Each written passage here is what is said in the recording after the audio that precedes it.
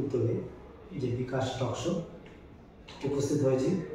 আমি নরোত্তম দাস এবং আমাদের সাথে আজকে আমাদের স্টুডিওতে রয়েছেন বিশিষ্ট ব্যক্তি বিশ্বজিৎবাবু।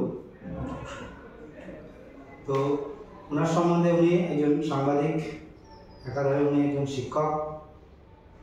সেই হিসাবে ওনার কাছ থেকে ওনার সম্বন্ধে কিছু আমরা বিভিন্ন তথ্য জেনে নেব। তো স্যার, আপনাকে বলছি যে আপনার শিক্ষক হিসাবে যেটা আমরা জানি, সেটা আপনি কবে থেকে আপনি প্রথম শিক্ষকতা লাভ করেছেন? আমি ছেলেবেলা থেকে শিক্ষার সংস্কৃতির মধ্যে ছিলাম। হাই স্কুলে উঠে আমি সঙ্গীত চর্চা, সাহিত্য চর্চা ইত্যাদির মধ্যে ছিলাম। প্রথম জীবনে আমি টিউশন পড়াতাম, পরবর্তী জীবনে আমি মিউজিক্যাল ট্রেনিং করে থাকি, গান শিখিয়েছি। তারপর গানের উপরে আমার স্কুল রেজিস্ট্রি করেছি।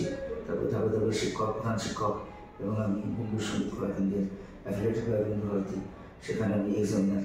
এবং আমার মিউজিক কলেজ, সঙ্গীত মিউজিক্যাল কলেজের once upon a time I was the principal of music college. তো এইভাবে আমার জীবন এগিয়েছে।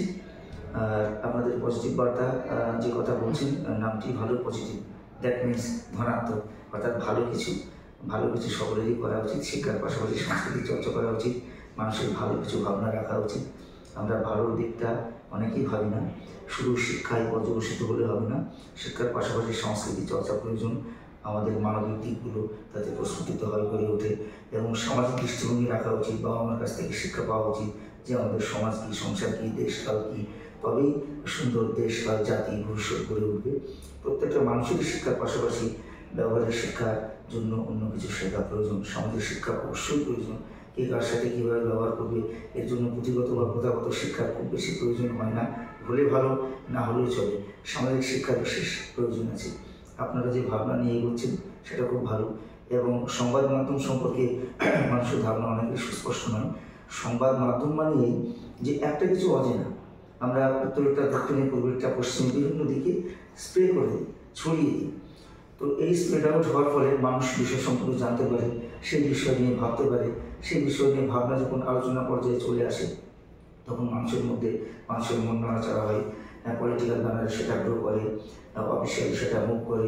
কেউ কিছু ভাবছে না, সে ভাবলো, কাউকে ভাবিয়ে দিল, একটা আইনগত দিক থেকে গুরুত্ব দিল, কাউকে ছোট করে বা কটাক্ষ করে বলছে না, বিষয়টা নিয়ে মানুষের মনে ধারণা তৈরি হয়। সুতরাং সংবাদ মাধ্যমে বিশেষ একটি গুরুত্বপূর্ণ বিষয় আছে। ভারতীয় সংবিধান কত নম্বর ধাপে আমরা রয়েছি বা সংবাদ মাধ্যম রয়েছে সেটা অনেকেই জানে। যাই হোক, তো সকলেরই এগিয়ে আসা উচিত। আর সাংবাদিক তো অ্যাস্ট্রোলজার না, সব কিছু জানি এমন কথা নয়। প্রত্যেকেই সকলের পারে, আমরা পরের পারে, আমরা প্রত্যেকেই হেল্প করবো, তবেই আমাদের সুস্থ সমাজ গড়ে উঠবে। কেউ একটা সংবাদ আমাদের জানালো না, আমাদের তুলতে কষ্ট হলো, বা যেটুকু জানালো সেটা ভুল জানিয়ে দিল, রং ইনফরমেশন হয়ে গেল, সেটাকে ফ্ল্যাশ করে দিলাম, সেখানে মান সম্মান হানি হলো বা রং মেটেরিয়ালাইজেশন হয়ে গেল। সুতরাং সকলেরই মানবিকতার দিক থেকে ভেবে এগিয়ে আসা উচিত। ধন্যবাদ আপনাকে। আমরা আপনার এই বিষয়টাকে, বিশেষ করে সাংবাদিকতার বিষয়টাকে আমরা খুব জানলাম। তো স্যার বলছি, আপনার সাংবাদিকতা কবে থেকে শুরু হয়েছে? আমার সাংবাদিকতা শুরু হয়েছে বিগত প্রায় 20 বছর আগে। আমি আগেই বলেছি, প্রথম জীবনে আমি 1988 সাল থেকে সঙ্গীত চর্চা এবং সাহিত্য চর্চা করি। আমি কবি বলছি না, কিন্তু এই প্রসঙ্গে না বললে নয়, লিখলে তো তাকে কবি বলা প্রকার আছে, ভাগ আছে, সব ওইভাবে বলা যায় না। কিন্তু কবিতার জগতে ছিলাম, বেশ কিছু লেখা হয়েছে, আমার দ্বারা দুটো ম্যাগাজিন সম্পাদিত হয়েছে। তারপরে মানুষকে অনুপ্রেরণা দেওয়া, কবিতার জগতে, সঙ্গীত জগতে আমার হাত দিয়ে ছেলে মেয়ে তৈরি হয়েছে।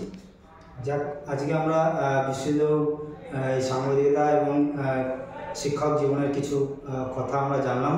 তো আজকে আমাদের এই পর্যন্তই আমাদের বিকাশ টক শো। নমস্কার।